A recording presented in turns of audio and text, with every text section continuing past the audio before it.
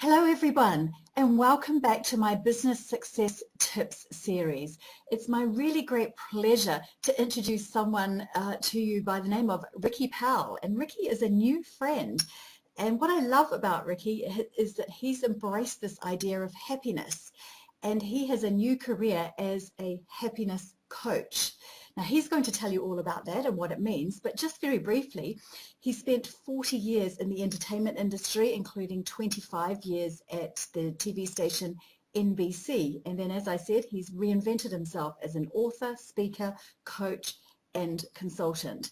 And he's really committed to helping individuals succeed who want to experience lifelong happiness and exponential success on the back of that.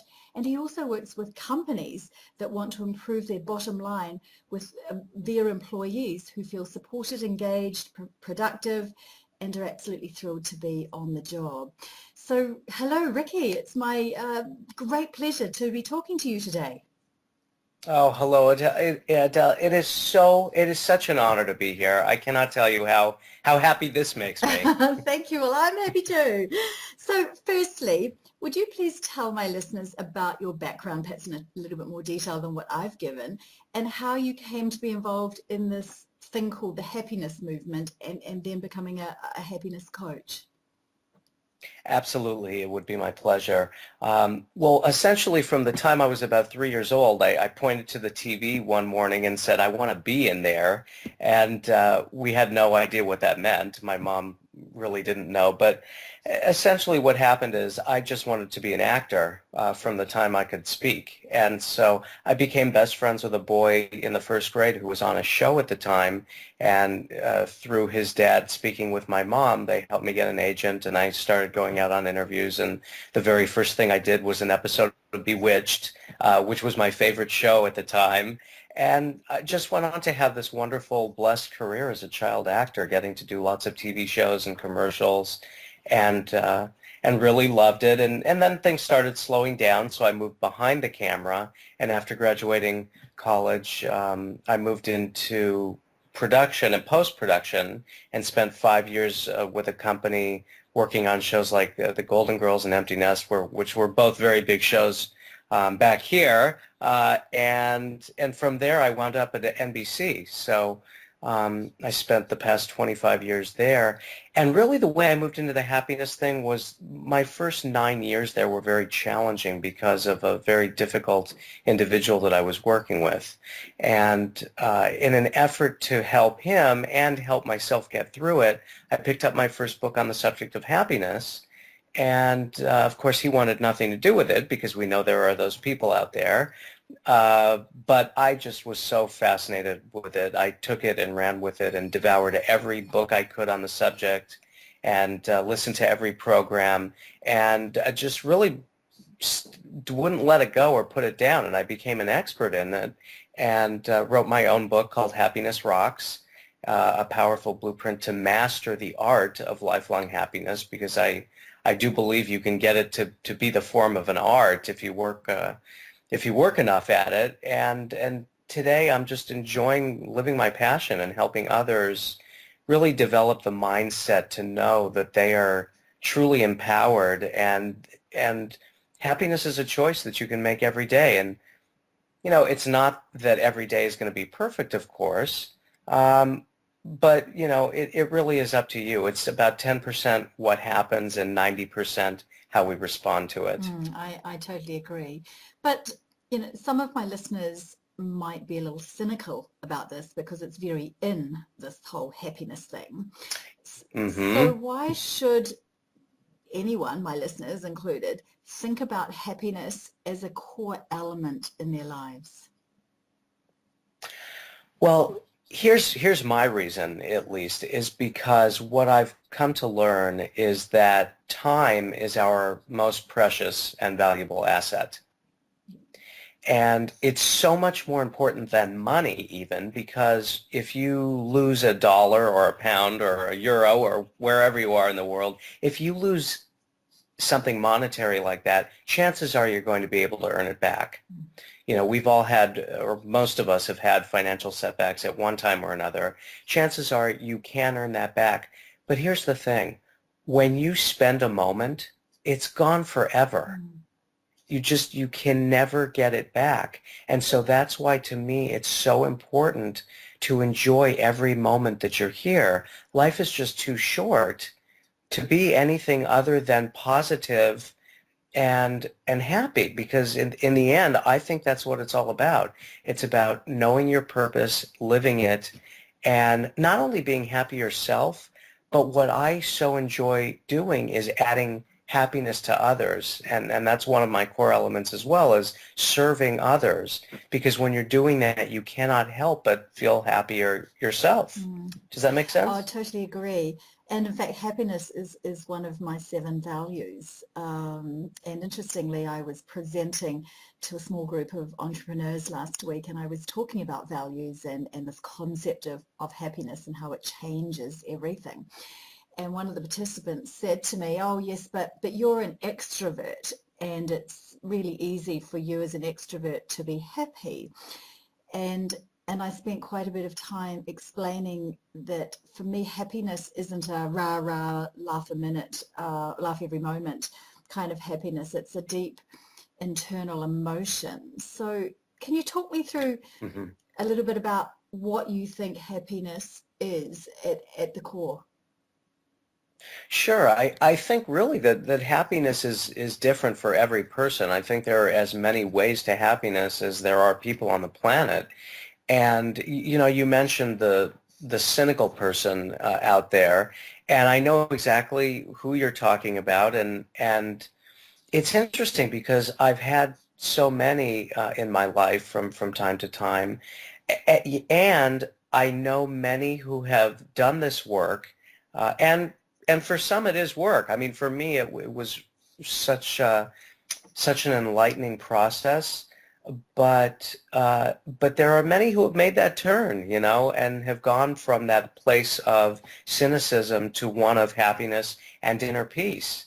An event that I did last summer was called Living Your Life with Happiness and Inner Peace.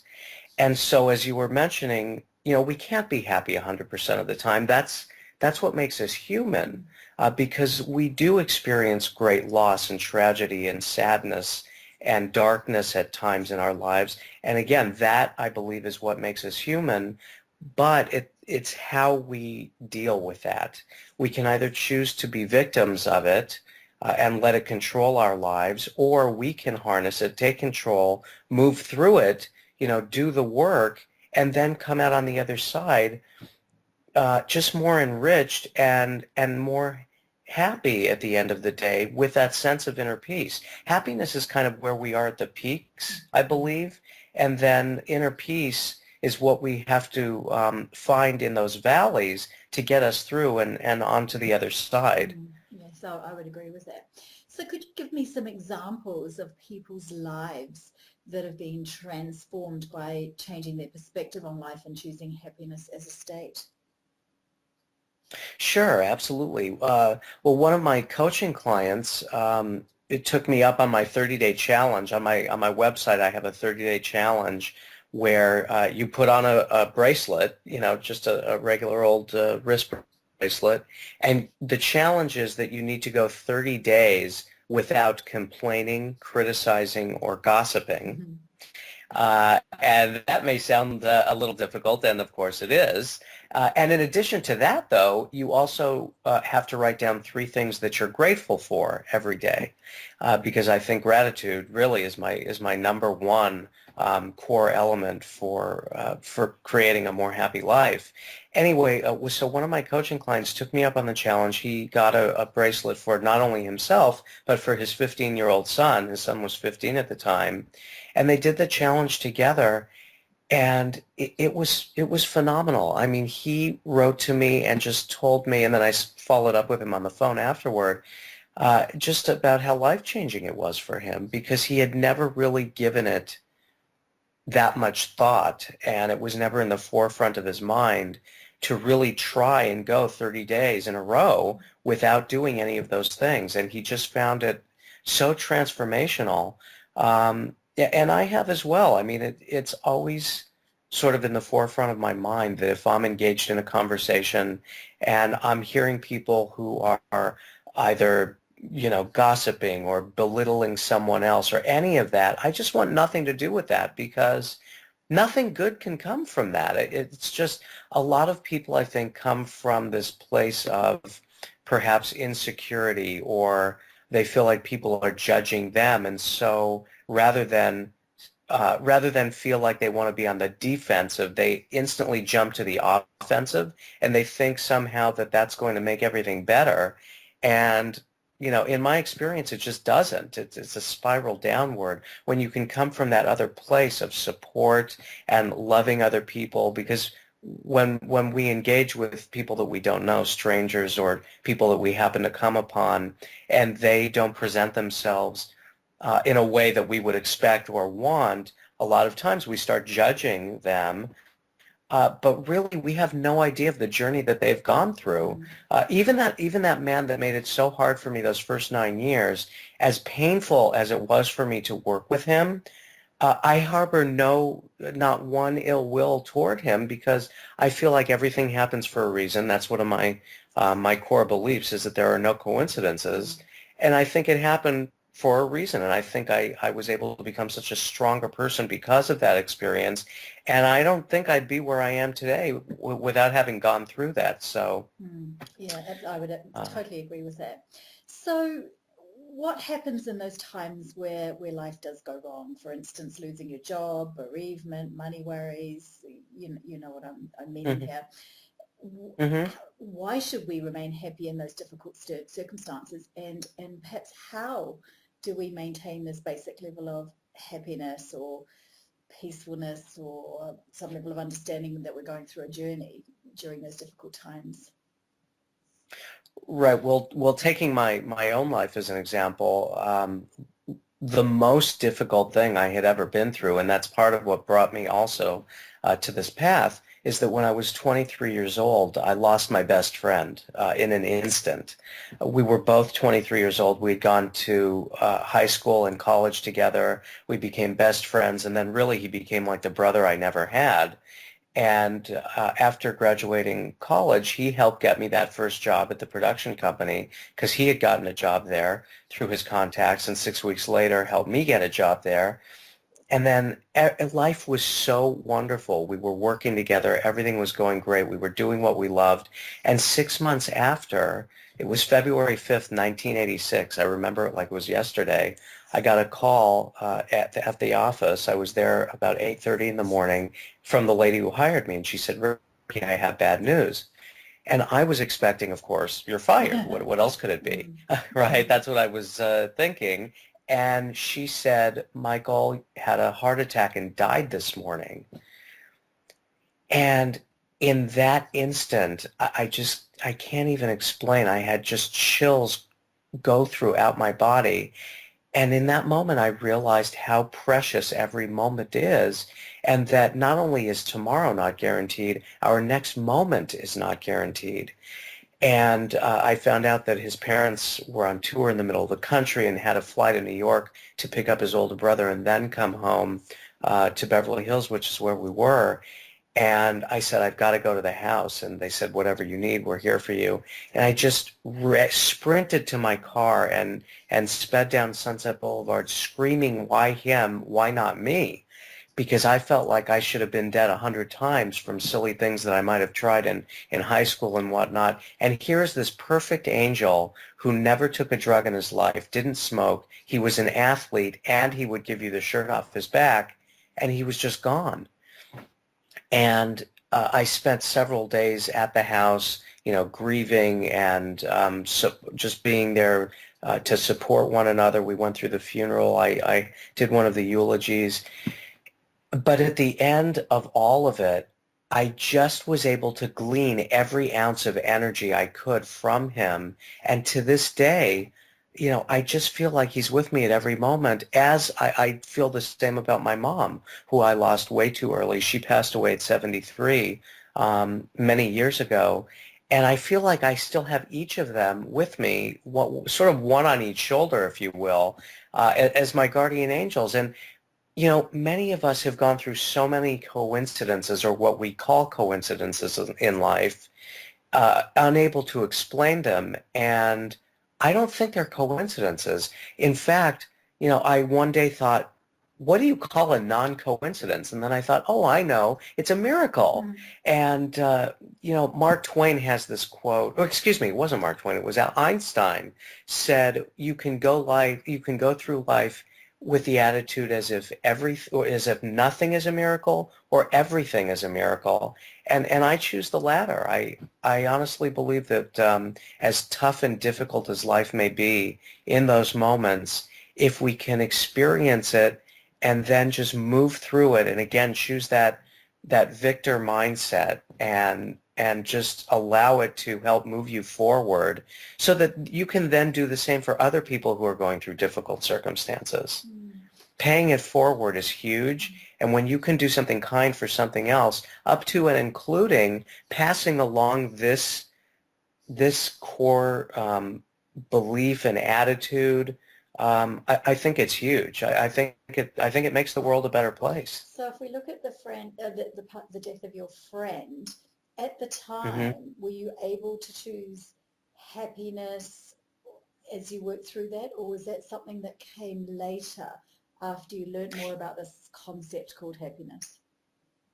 I think it came later, but it didn't necessarily come that much later. It keeps deepening, and I think, I'm a lifelong learner. That's something that I always talk about as well, is that, we're never through learning. It was very painful in going through it in the beginning, but again, it was kind of like we made it, myself and all my friends and family, we made it more about a celebration of his life. Jim Rohn, who's one of my favorites, he was Tony Robbins' mentor, talks about how the notion of how rich a life can be. And there are some people, while they may have lived a short life, they also can live a very rich life. And that was absolutely my friend. In those short 23 years, his life was so full and rich, and he spent his life enriching so many others, that's really what I focused on, and in celebrating his life. And then eventually, the time does heal, I believe, and so it did heal. And even though I still, of course, miss him every day, as well as my mom and many other loved ones that I've lost, again, I still am able to keep their energy with me at all times. So tell me what you do as a happiness coach, and what are some of the tools you use to support your clients? Well, I try to help my clients understand that um, it's another quote that I always use, which is also from Jim Rohn, and this is the belief. It's that your personal philosophy is the greatest determining factor in how life works out for you. And again, mine is always no coincidences. Everything happens for a reason. And so I try to share that with my audiences when I'm speaking from stage or my clients. And it's really empowering them to use what I've come to sort of realize are the tools that you can keep with you at all time that help you achieve that higher happiness set point. There's this whole new industry of positive psychology that teaches that there is this happiness set point, almost like a weight thermostat, and they've determined that 50% of it, about half, comes from your parents. So it's inherited. There's really nothing we can do about that. And then 10% are your life circumstances. So do you live in a free country? Do you have enough food to eat? Do you have clothes on your back? And are you at least making enough money to sustain yourself? And then the remaining 40% is a choice. It is completely up to us what we choose in the moment. And so that's a pretty big percentage, which really does empower and enable us to make that choice that's going to help us and not hurt us. So the three tools that I really work with people on creating and then maximizing are serving others, because I do believe that when you're serving someone else, you cannot help but feel happier yourself. And a lot of times people think they need to have to write a check to their favorite charity or something like that, or donate money. And while that is awesome and it's great, not all of us can afford to do that. So like I was saying earlier, spending time and donating time to those organizations and causes is also very powerful. And then forgiveness is my second tool that I talk about, because forgiveness really, at the end of the day, is the greatest gift you can give yourself. Very easy to get trapped in that anger position and harboring anger against someone who may have hurt you or harmed you in the past. And when you do that, it's just hanging on to all of these toxic, negative, angry feelings. And when they're all trapped inside, there's nowhere for them to go. I believe that that really is a cause for disease as we grow. And so if you can just let go and just let it go, release those feelings, it really not only is a gift for that person that you were angry at, but the greatest gift, really the one you're helping the most, is yourself in a very selfless sort of way. And then finally, gratitude is my number one tool. I think it's huge. It's on the opposite spectrum from entitlement. I think entitlement, when we go there, I think that's a very dangerous place that sets us up for hurt and anger and a whole bunch of other things. Whereas with gratitude, if we can be grateful not just for the big things that we have, but for the little things, when we're taking those walks and just appreciating the blue sky or the flowers or the birds or the sounds we hear, the smells, every single thing we have to be grateful for in life. It's starting to focus and concentrate more on those. It's wonderful. It's very, very similar to the types of things I coach within my high performance framework and what I believe and do. So this is really, really fascinating. Thank you, Ricky. So, My pleasure. So what types of people do you work with as coaching clients, out of interest? Well, I tend to work with the people who, for the most part, have more of a positive attitude, but maybe stuck in certain areas with limiting beliefs. It's amazing that we all have this little voice inside, and for those who may be saying, "What voice?" That's the voice. That's the one I'm talking about. And that little voice really can be our greatest friend or our worst enemy. And many times it's just taking that little voice and tweaking it. And so it's working with people, helping them empower themselves to eliminate any limiting beliefs that they may have, that they're not good enough, they're not strong enough, they're not good enough, whatever it may be, and helping eliminate those limiting beliefs, just through coaching and talking and exercises, and getting them to focus, more on what we've been talking about.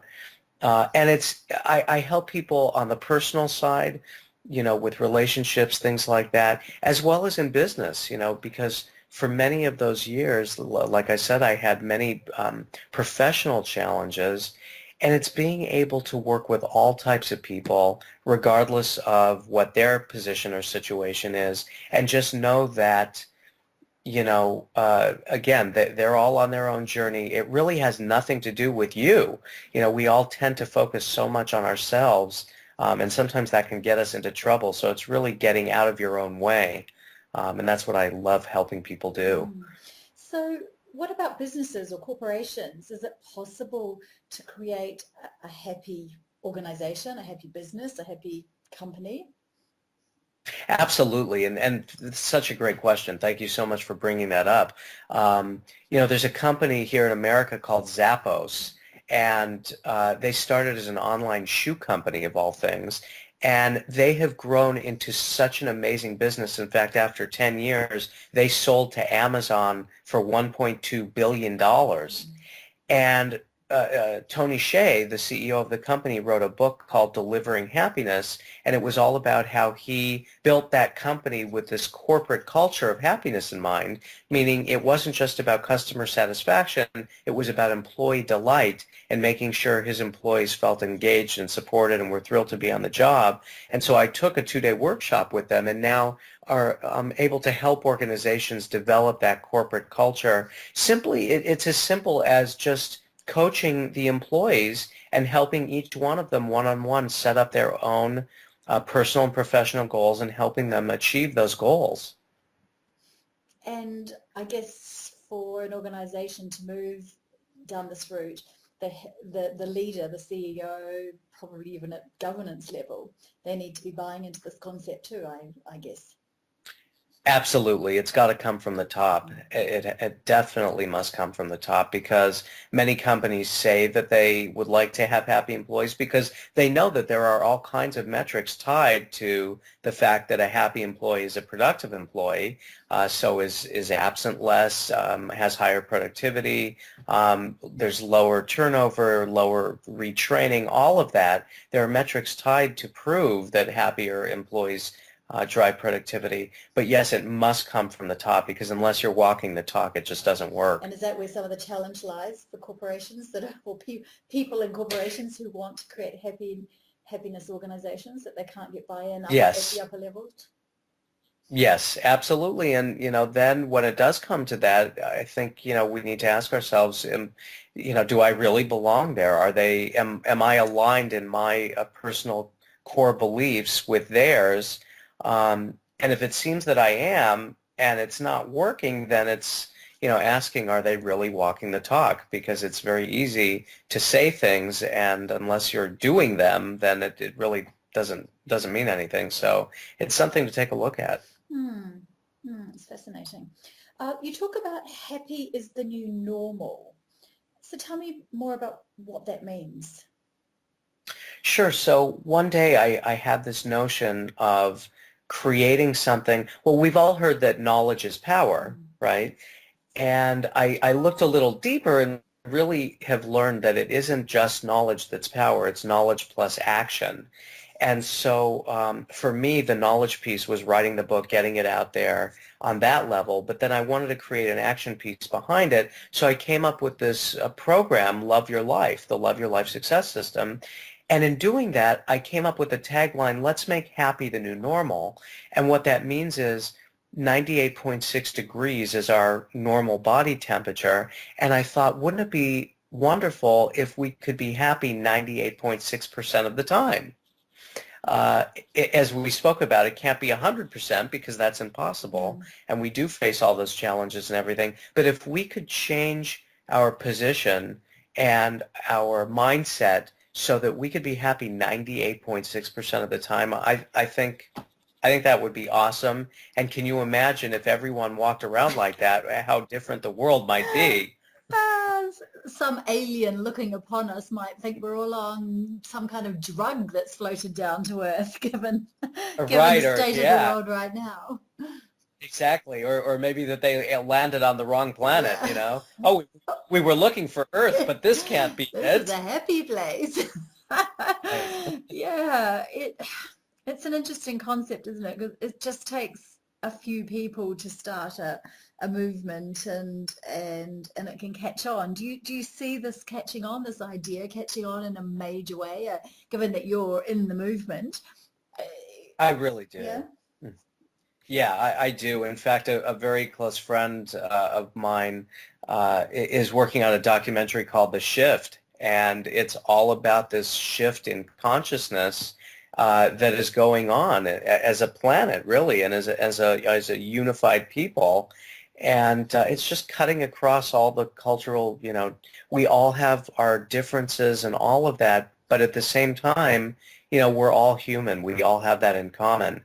And yes, there is the dark side out there for sure. But I really do believe that there is a shift going on, and I think that more and more of us are coming together. I mean, the way we found each other, I mean, it's perfect. Again, there are no coincidences. I think it all happens for a reason, and I think that yes, as we go forward, all of us who are involved in this movement, putting the word out there, just getting it out there on a much wider, broader level, I think we're doing a lot of good things. Yes, I agree. I hope so anyway. So tell me about your book, Happiness Rocks. I haven't read it yet. Oh, I need to get a copy. Oh, What's it all about? oh my gosh. Is it on Absolutely. Well, Amazon? so Is it on Amazon? it is. It's on, yeah, Okay. absolutely. It's on Okay. Amazon. People can search Happiness Rocks and it'll be right there. And I developed it as sort of a 14-step blueprint. I took the title Happiness Rocks, I turned it into an acronym, and so each chapter goes into something that you can do to raise that happiness set point. So, for instance, the H in happiness is happiness habits worth having, and I talk about how important, really all of your personal habits are to lend itself to creating that happiness. So in other words, are you getting enough sleep, which is so important and something that people overlook all the time, myself included many times. How is your diet? Are you eating things that are going to contribute to your health or take your health away? And just so many of those little things. And then the attitude of gratitude. And again, we were talking about being grateful for everything. And so I really go step by step through and lay out all of these principles, that I believe are very simple in their essence. Some people may find them hard to do. Gratitude, being grateful is much harder for some people than others, but that doesn't make it any less important. So it's really just learning it all and then implementing. That is the most important part. Hmm. So finally, Ricky, if my listeners are thinking, right, okay, I'm up for this, what are your, say, top 3 tips that you would give someone that was saying, okay, I want to transform my life now and be happier? What should they do to be living a fuller, happier life? Well, I think it's sort of picking and choosing the 3 that they believe are going to serve them best. I've learned that what we think about expands. And so, for instance, I was in traffic all those years, commuting to and from work it was an hour and a half usually each way, but I would feed my mind positive material. I'd go, audible.com, it's owned by Amazon now, and there are thousands and thousands of book titles, and I would just select the ones that were going to benefit me and feed my mind positive, helpful information. So I think feeding your mind, being that lifelong learner is huge. On my website, I offer people a free daily dose of inspiration. I call it TGIT, and that stands for Thank God It's Today, Mm. because many people go through the week just rushing to get to Friday and then finally exclaim, "Oh, thank God it's Friday." Well, with that mindset, you're throwing away 6 other powerful days of the week. So it's just changing that mindset. And again, my 3 favorites of doing that are gratitude and serving others and forgiveness. I think if you concentrate on just those 3, it will take you so far. That's really what I recommend.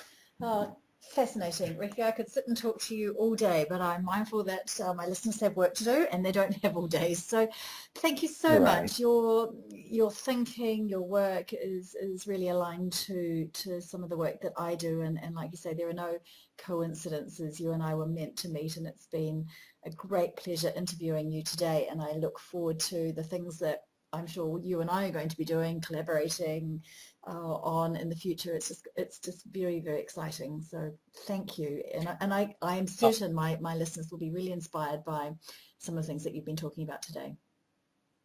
Oh, Adele, thank you so much. It's been my pleasure and honor, and so glad we've met. And anything I can do to serve in the future, please let me know. And I just thank you so much. It's been It's wonderful. my pleasure. Well, you have a great day in SoCal, Southern California. Thanks so See much. you. Bye-bye. Enjoy. Bye-bye. Bye-bye.